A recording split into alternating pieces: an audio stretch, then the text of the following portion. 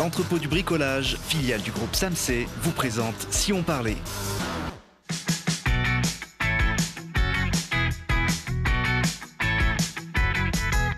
Ouais, parce que c'est important de regarder ce qui se passe près de chez nous. Télé Grenoble vous donne la parole tous les jours, du lundi au vendredi à 18h15, 20h15 et 23h15. Aujourd'hui, avec nos invités, on va avoir de l'or au bout des doigts, s'initier au foot en fauteuil électrique et découvrir en avant-première un film un peu particulier, tourné entièrement à Grenoble. Et pour parler de ces sujets, je reçois Julien Rapin d'Horreur-sur-Bois. Bonjour. Bonjour. Bienvenue à côté de vous, Adrien Paget, joueur de l'équipe de foot fauteuil de Grenoble. Bonjour Adrien. Laurent Poncelet, metteur en scène, directeur artistique de la compagnie Ophélia Théâtre. Bonjour. Bonjour. Laurent. Vous sortez cette semaine un film qui met en scène des acteurs non professionnels et avec parfois des parcours de vie un peu chaotiques. Vous êtes venu avec une partie de l'équipe du film sur ce plateau. À côté de vous, c'est Sylvia Tourlan. Bonjour Sylvia. Bonjour. Derrière vous, Henri Thomas. Bonjour Henri. Bonjour. Alors vous, c'est un peu particulier parce que vous êtes le professionnel de l'équipe, j'ai envie de dire, avec Laurent, évidemment, qui... Il y a deux professionnels Deux. Dans ce film. Et puis, également avec nous sur ce plateau, Jérôme Plantevin. Bonjour, Jérôme. Bonjour. Bon, vous êtes aussi, faites partie de ces acteurs amateurs. Hein. Oui. Amateurs éclairés, on verra ça tout à l'heure. Laurent, on vous connaît comme metteur en scène de théâtre. Le cinéma, c'est une première expérience pour vous ? En film de fiction, oui, pas en film documentaire. Mais ça a donné vraiment envie de continuer, bien sûr. Alors, c'est une comédie sociale déjantée, un peu particulière, je disais. Elle a été tournée à Grenoble, mais aussi avec une ambition d'insertion, de faire travailler non, pas particulièrement, un public particulier. Ça mêle professionnel et non professionnel, mais c'est ce qui se fait assez régulièrement au cinéma. Enfin, il n'y a rien de nouveau là-dedans. Après, les acteurs avec lesquels j'ai pu travailler, du côté non-pro notamment, sont tous des acteurs, on va dire, qui ont des personnalités. Voilà, ils sont hors cadre, ils sont des gueules qui percent l'écran. Et du coup, ils dégagent une énergie, une poésie, un univers vraiment très particulier, très singulier. Et le film s'appuie sur ces univers complètement hors normes. Alors, il a été entièrement tourné à Grenoble, ou en tout cas dans la région. Il y a quelques images d'ailleurs de la scène de la poubelle. Il paraît qu'elle va être célèbre dès que le film sera diffusé. Je crois que c'est Jérôme qui est en train de prendre pied dans cette poubelle. C'était une volonté aussi de le localiser dans la ville, cette fiction ? Le fait que la scène de la poubelle, c'est ça ? Ouais, la scène de la poubelle, entre autres. Non, pas particulièrement, mais de fait, les décors extérieurs, c'est Grenoble, et puis sa région. On peut deviner, pour ceux qui vont voir le film, on peut peut-être retrouver quelques repères. À signaler que ce qu'on vient de voir, c'est pas un extrait du film. Non, c'est un extrait du tournage. Du tournage. On a vu les caméras, les preneurs de son, ce qu'on appelle une sorte de making-of. C'est ça. Par contre, oui, Grenoble et sa région, on a à peu près une quinzaine de décors entre les intérieurs et les extérieurs. Et on va retrouver notamment, dans un extrait, je pense que vous allez diffuser, les grands boulevards, notamment le boulevard Albert Ier de Belgique. Alors vous parliez de ces gueules qui figurent dans le film. Sylvia en fait partie, Sylvia Tourlan. Je crois que vous rêviez d'ailleurs d'être comédienne. Oui, je rêvais. J'ai commencé par le théâtre. Et puis j'aurais aimé, mais j'aurais dû être plus jeune pour commencer. Mais bon, j'ai apprécié. Oui, ça a été une bonne expérience en fait. Alors, vous jouez le rôle de Josiane dans ce film. Josiane qui va être expulsée de son appartement et évidemment, ça ne lui plaît pas.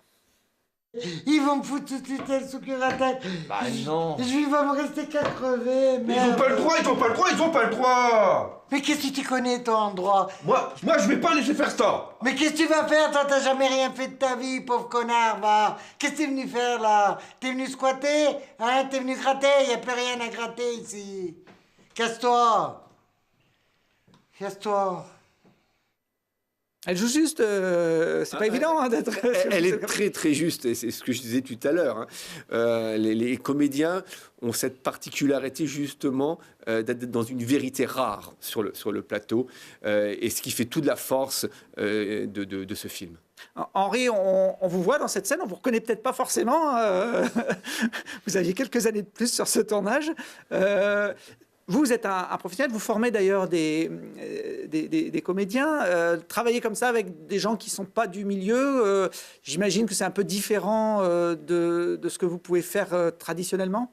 Oui, enfin, ce qu'il y a finalement d'assez particulier, d'assez étonnant, c'est que moi, la crainte que je pouvais avoir, c'est de ne pas être à la hauteur, en fait. Parce que justement, il y a une telle authenticité dans le jeu et une telle vérité qui se dégage de tous les personnages qui jouaient, que quand moi, je les ai vus travailler, que je suis arrivé, je me suis dit, ben, pour être à la hauteur, ça va être extrêmement compliqué, quoi. Comment faire pour trouver cette authenticité, justement? Parce que sur une scène de théâtre, moi, je peux fabriquer un personnage. Trouver la vérité vraiment comme eux le faisaient ou le font, bah, c'était ça qui me semblait être un vrai défi, en fait. Sylvia, ça a été compliqué, il faut apprendre son texte, il y a quand même une mise en scène à respecter. Là, ça paraît naturel quand on voit ce petit extrait, mais c'est non, mais c'est beaucoup de travail, je n'imaginais même pas. Ça a été pour moi, en plus ma santé ne me permettant pas, mais ils ont été tous sympas avec moi, donc on est arrivé à faire quelque chose. Parce que le théâtre, c'est une chose, le film, c'est autre chose, c'est beaucoup de reprises, c'est beaucoup de travail et beaucoup de mémoire et que j'en ai plus. Mais bon, ça a été bien. Et parce que Sylvia et Jérôme, notamment, travaillent avec vous, Laurent, depuis longtemps, dans une compagnie, les Manches Cafards. Il faut préciser effectivement que tous les comédiens viennent de ce groupe avec lequel je travaille depuis 20 ans. On présente d'ailleurs une pièce de théâtre au mois de juin avec une partie de cet effectif. Et donc, il y a une expérience théâtrale qui est indéniable, qui va puiser dans cette même justesse, même vérité, cette même urgence à dire des choses sur un plateau. Et là, au cinéma, il fallait quand même travailler différemment. On est moins dans l'excès, il n'y a pas besoin de passer la rampe non plus, donc dans la voix, on va travailler les choses dans le corps différemment. Par contre, le feu qui est en chacun, l'univers, le cinéma, par l'usage des gros plans, par le montage, par le rythme, a beaucoup d'atouts et permet encore peut-être davantage de révéler certains univers. On va regarder un deuxième petit extrait. On retrouve Henri Thomas, alias Gaspard, dans le film, qui vit tranquille dans sa petite mansarde et qui a parfois des visites impromptues. Gaspard, comment tu vas, toi? Vous êtes qui? Gaspard, c'est moi Polo, ton cousin. On se connaît? Ah oui, je suis ton cousin. Cousin de sang sanguinaire, quoi. Je vous ai jamais vu. Mais si, je suis sur la photo de ton mariage, le mec juste derrière. Là. Je me suis jamais marié. Oh, c'est pas grave. Ça passera. On dit tous ça, de toute façon. Bon, il y a de l'humour aussi dans cette... Oui, il y a un fond, il y a une réalité sociale qui est là, mais la forme va souvent dans l'humour, des personnages surréalistes, déjantés. Pour ceux qui ont pu voir les épreuves et les maquettes, on peut être désarçonné d'ailleurs par ces personnages, parce qu'ils nous bousculent, parce qu'ils sont différents, ils sont hors normes, mais combien ils peuvent être attachants. C'est-à-dire qu'on n'a plus envie de les quitter à la fin du film. Ouais, notamment ce Polo qui joue le rôle d'un chômeur en quête de travail et qui ne s'est pas encore mis à l'heure du CV numérique par contre. Putain, mais ils sont où ces CV, putain. Non mais, monsieur... Attendez. Monsieur, non mais... Attendez. Non mais, monsieur, mais... Ils sont où ces putain de CV, merde. Ils sont où? Je suis là pour dynamiser la courtoisie, mademoiselle. Vous montrer mon énergie, mon dynamisme. Putain, c'est pas possible, ça. Bon. Alors ça, c'est les bribes du film. Il sera diffusé pour la première fois, en tout cas en public, cette semaine au club, le jeudi 4 avril à 20h15. J'imagine que toute l'équipe du film va être présente. Tout le monde va être réuni, l'équipe technique, l'équipe artistique, l'équipe de production. Personne ne s'est revu depuis le tournage. Ça va être aussi un moment très très fort en émotion, avec un temps d'échange bien sûr avec le public, un petit pot ensuite pour cette première. Vous l'avez vu, Jérôme, le film en intégralité ou ce sera... Ce sera une découverte. Les comédiens n'ont pas vu le film. Il vous a pas montré... Laurent préférait qu'on voie le film dans une salle de cinéma sur un grand écran, plutôt que sur un petit écran d'ordinateur. Ouais, parce que vous, en plus, dans la poubelle, vous voyez même pas la scène, donc vous pouvez même pas l'imaginer. Il est à l'intérieur, là. Non. On vous voit derrière sur les écrans à l'intérieur de la poubelle, mais vous ne voyez rien forcément. Bon. Sylvia, Oui. vous appréhendez cette première diffusion en public? Oui, c'est angoissant. Ouais. Plus qu'avec le théâtre. 2 fois plus. Bon. Mais bon, on verra bien. Hein. Si on me jette des tomates, on verra bien. Ça devrait bien se passer. Ça passera le jeudi 4 avril donc, au club à Grenoble. Il y a une diffusion le 21 mai à Montciné à Saint-Martin-d'Air, le 28 mai au théâtre Sainte-Marie d'en bas. J'imagine que c'est compliqué quand on produit un film en dehors des circuits habituels d'arriver à le diffuser. On a pas mal de diffusions là, hein, qui sont projetées. Le 23 mai au Fellini à Villefontaine, en Belgique à Rochefort, à Namur, à la Maison de la Culture. Non. Et en Belgique, ça cartonne. Bon. Dernier petit extrait pour attirer les téléspectateurs mélomanes. C'est Bob, l'amoureux de Josiane, qui ne recule devant rien pour la séduire. Tu m'as viré, t'as bien fait. Ouvrez la cage aux oiseaux. Et allez, regardez s'envoler. Ouais, c'est bon, les petits enfants. Si vous voyez un petit voile prisonnier, ouvrez-lui la cage vers la liberté. Ouvrez la cage aux oiseaux. Et regardez s'envoler. C'est bon. Voilà, bel hommage à Pierre Perret. Plan séquence tourné sur le boulevard Albert Ier de Belgique, dont je parlais tout à l'heure, au milieu des voitures. Qui illustre assez bien aussi l'énergie, l'univers, la folie qu'il peut y avoir dans ce film.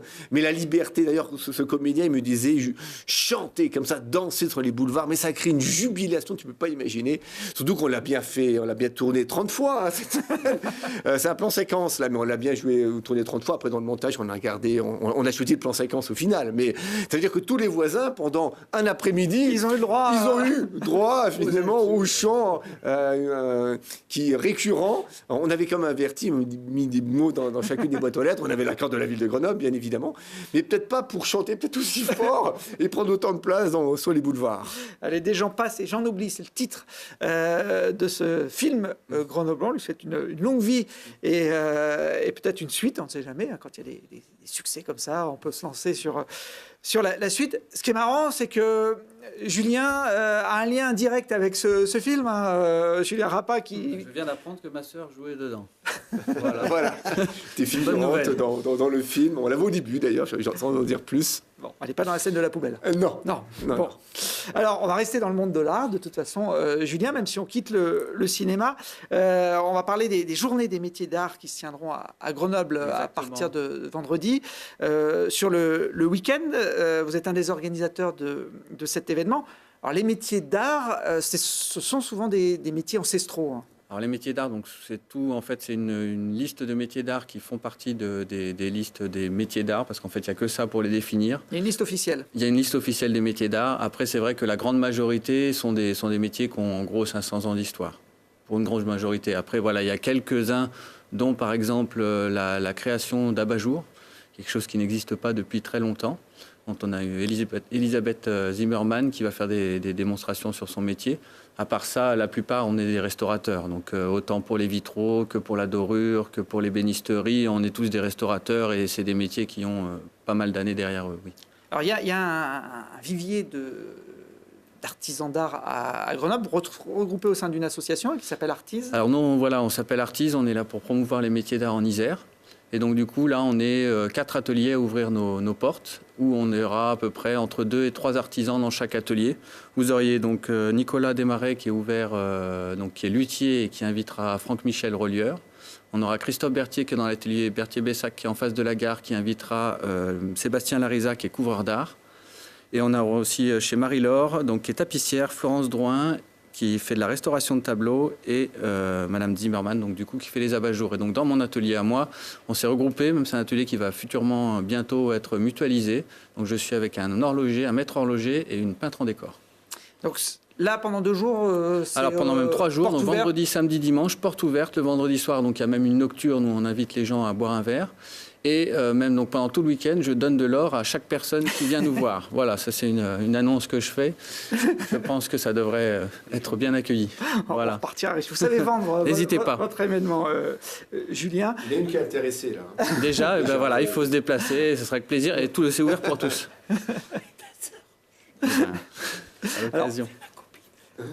effectivement, Julien, est doreur sur bois. C'est pas le métier auquel on pense en premier lieu quand on est jeune. Comment vous êtes retrouvé dans cet univers? Alors moi, j'ai eu la chance d'être baigné petit parce que mon père donc, était doreur sur bois. Donc moi, depuis l'âge de 6 ans, il a son atelier, donc je traîne dans l'atelier depuis l'âge de 6 ans, et c'est comme ça que j'ai découvert ce métier-là. Après, moi, j'avais, je pense, une fibre artistique quelque part derrière, mais c'est quelque chose que je connais depuis très petit et dans lequel j'ai baigné, oui. Pourquoi on met de l'or comme ça sur les objets, sur les meubles, Pourquoi sur l'or? les tableaux? Parce que l'or, en fait, ça a plein de propriétés. C'est le seul métal qui a ces propriétés-là, c'est-à-dire que c'est le métal le plus ductible qu'on peut écraser le plus. Avec 1 gramme d'or, on peut faire un fil d'1 kilomètre de long. C'est un des seuls métaux, à part l'aluminium, des choses comme ça, qui ne s'oxyde pas.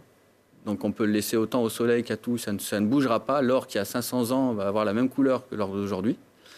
Et en plus de ça, donc c'est le métal qui est le plus conducteur, autant en chaleur qu'en électricité. Et ça a une magie, en fait, l'or c'est le métal qui représente le feu et qui représente Dieu. Donc, et quand on le regarde, on comprend ce que ça veut dire. Alors vous travaillez, vous Voilà. en avez amené de l'or. Hein, J'en ai amené, pour voilà, faire plaisir à exactement. Sylvia. Donc on va pouvoir vous montrer un petit peu. Alors ça se présente pas sous forme de lingots comme on peut le voir dans certains Donc, films. Moi, je les dépose donc en feuilles. Et hop. Voilà, donc ça ressemble à ça, les feuilles d'or. Donc ça c'est une vraie feuille d'or. Donc c'est des feuilles d'or. Donc nous, on utilise de l'or pur, on utilise l'or 22 ou 24 carats. Pourquoi? Parce qu'en fait, pour les bijoux, on est obligé de mettre un autre métal pour que ce soit assez dur pour les porter. Mais nous, l'intérêt, c'est qu'il soit justement ductible. Donc du coup, nous, on veut ces propriétés à l'or particulières et c'est le seul. Donc là, les feuilles font 0,2 microns d'épaisseur. On n'imagine pas à quel point c'est fin. Et voilà, D'ailleurs, elle s'est envolée uniquement avec le... Ça s'envole, voilà. C'est l'air et le feu. Donc c'est vrai que ça s'envole facilement et ça se colle facilement dès qu'il y a de l'humidité ou du gras. Sur chaque chose, moi, je suis obligé de l'utiliser avec des pinceaux et du matériel. On ne peut pas s'en servir avec les mains. On s'en rend bien compte là. L'or, ça fait toujours rêver. Oui. C'est synonyme de valeur, de richesse. Une feuille d'or comme ça vaut cher. Celle que vous venez de ruiner sur votre Celle que je viens de ruiner, ben, une feuille, ça vaut en gros 2 €, une feuille d'or. D'accord. Voilà. Donc là, vous avez perdu... Là, j'ai perdu, en gros, c'est entre 50 centimes et 1 €. Voilà. Ça va, bon. C'est raisonnable. Voilà, c'est pour ça que je me permets d'en offrir un peu à tout le monde. Je me sens moins fautif de vous avoir fait sortir cette feuille d'or. Jusqu'il y a encore quelques mois, on pouvait acheter français. Il restait une seule fabrique en France. Donc le dernier batteur d'or se trouvait à Aix-et-Nevet, au bord du lac Léman, et qui malheureusement, depuis le 15 octobre, a eu une liquidation judiciaire et a fermé ses portes. Donc le savoir-faire qui avait 500 ans qu'on voit donc apparaître sur les images, hein, a malheureusement disparu, et c'est terrible parce que c'est un savoir-faire donc qui datait des rois.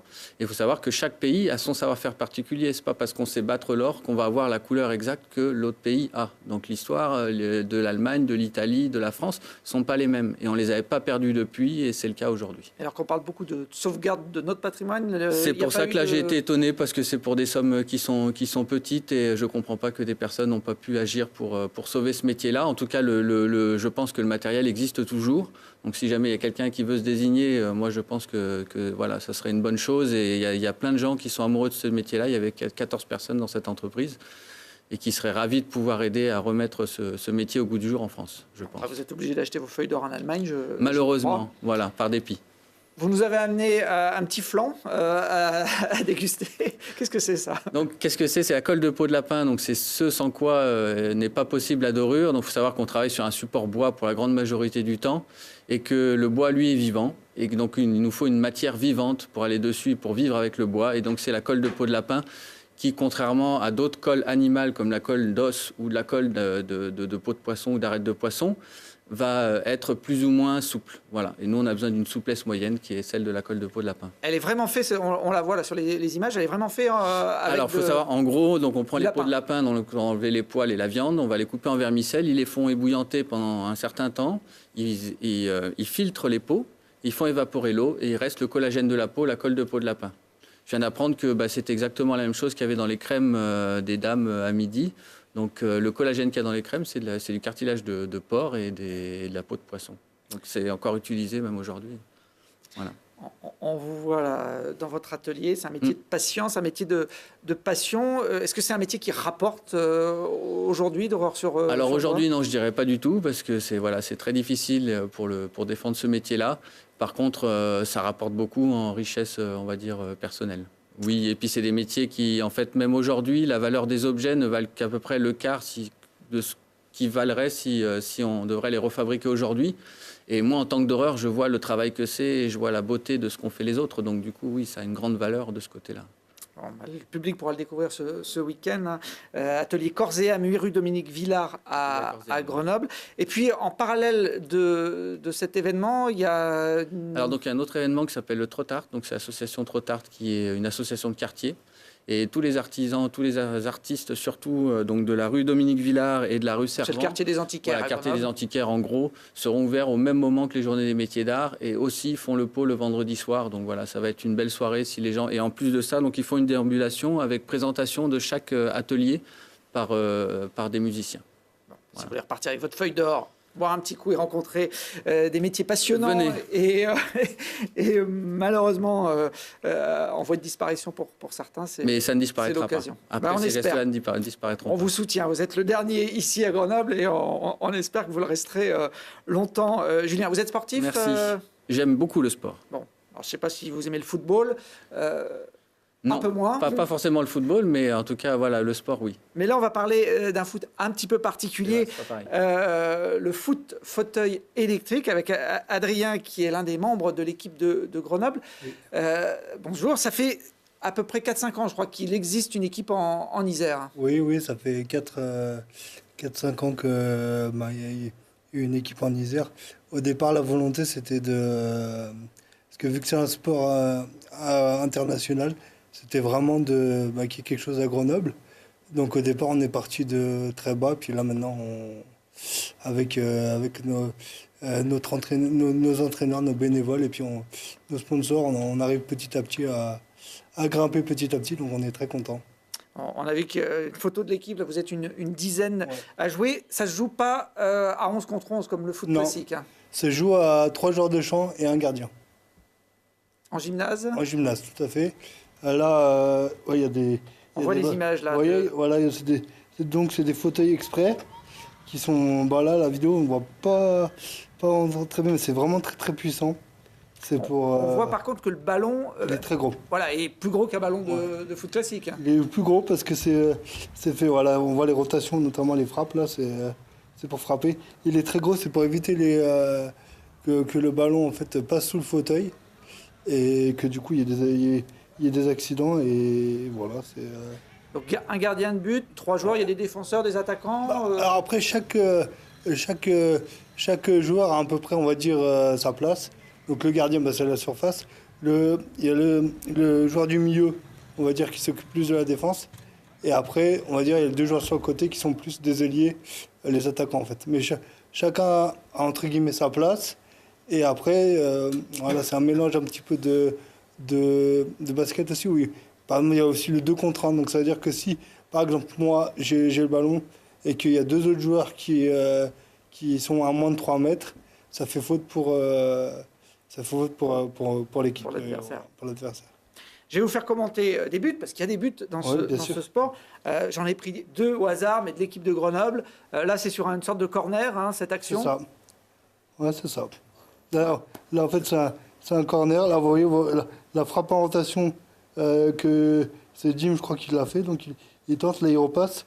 Et là, c'est Vivi qui va terminer en rotation. Ce qu'on appelle en rotation, c'est quand le fauteuil, comme ça, il tourne un peu on va dire, lui-même. Voilà. Et c'est là que ça donne de la frappe au ballon et de la puissance au ballon. Et c'est là que on joue beaucoup comme ça aussi. Donc, parce que du coup, ça permet d'avoir une impulsion sur le ballon. Et voilà. Alors ça demande des fauteuils particuliers, j'imagine. On a vu qu'il y avait un carénage pour renvoyer le ballon. Donc c'est aussi un sport mécanique, le foot fauteuil. Oui, c'est aussi un sport mécanique, beaucoup d'ailleurs. Là, c'était des images qui sont un peu... Ouais, ça date un peu. C'était le début du club. C'était le début du club, ça, voilà. Là, on voit vraiment que c'était de la mécanique. Maintenant, on a la chance d'avoir des plus gros fauteuils et plus puissants parce qu'on s'est rendu compte que si on voulait évoluer dans notre sport, fallait investir et il fallait avoir des fauteuils beaucoup plus puissants parce que maintenant, quasiment toutes les équipes ont des fauteuils vraiment puissants. Donc, c'est pas donné, je crois que c'est plus de 10 000 euros un fauteuil. Entre 10 et 12 000 euros, ouais. Toutes les équipes n'ont pas les mêmes fauteuils alors. Là, il y a une inégalité alors. Maintenant, si. Maintenant, on est en train de vraiment... là, nous, on est en D3 et on est en train vraiment de... Il y a un fauteuil qui s'appelle le Strike. On a vu les images tout à l'heure qui est en train de s'imposer et qui est vraiment... Le fauteuil de compète. Voilà, qui est vraiment le fauteuil de compète, qui est vraiment très, très puissant. Après, il faut savoir qu'il y a des règles, il y a des arbitres. Il y a un arbitre de champ et 2 sur la touche. Et il y a des contrôles de vitesse avant les matchs, donc on peut pas, voilà. Il y a des radars. Voilà, ouais, c'est clairement ça. Chaque équipe passe avec le joueur, le joueur passe avec l'arbitre, et il peut pas passer une certaine vitesse, sinon il est pénalisé. Il refait une fois, sinon il peut être exclu. Donc voilà, ils essayent un petit peu de réglementer pour que tout le monde soit prêt à armes égales. Alors, si vous voulez découvrir ce sport, c'est l'occasion ce week-end, puisqu'il y a un championnat, le championnat D3 qui se dépasse chez nous à Cessiné. Oui, c'est ça. Donc, en fait, notre championnat, nous, il est sur 4 week-ends. Donc là, on est au 3e week-end de compétition à Grenoble. Et en tout, ça fait... Donc, il y en aura 4. Et là, donc on est au 3e. Et nous, on espère, on est bien parti, en tout cas on espère. Que là on est 3e, donc on espère jouer la montée. Essayer de jouer la montée, ça va être compliqué, mais voilà. Ça se passera au gymnase Aristide Bergès tout le week-end, samedi et dimanche. Pour voir l'équipe de Grenoble, c'est 10h30 le premier match contre Saint-Etienne. C'est ça, gros match. Du foot aussi. 14h15 Vendeuvre et 15h45 Limoges pour le samedi. C'est ça. Et puis vous rejouez le dimanche à 10h, 4 matchs dans le week-end. Faut être en forme. Surtout le dimanche. Mais bon. Il ne faudra pas oublier de recharger les fauteuils également. Pas de problème. Pour ne pas vous retrouver en panne au milieu du terrain. Et puis, on peut suivre également en direct ces rencontres sur nos pages Foot Fauteuil TV qui vient de se créer. Ouais. Voilà, et puis, il y a le site du GFFE, si vous voulez aider aussi le club, parce que je crois que vous recherchez régulièrement des fonds. Ça coûte cher, le matériel et les déplacements. Ça coûte très cher, donc tout aide est bienvenu. Merci Adrien, bonne chance à Laurent et son équipe pour les prochains projets. Et puis Julien, je garde le petit flanc là, les filles vont adorer ce soir de la colle de peau de lapin. Bon appétit. Et nous on se retrouve demain pour d'autres aventures.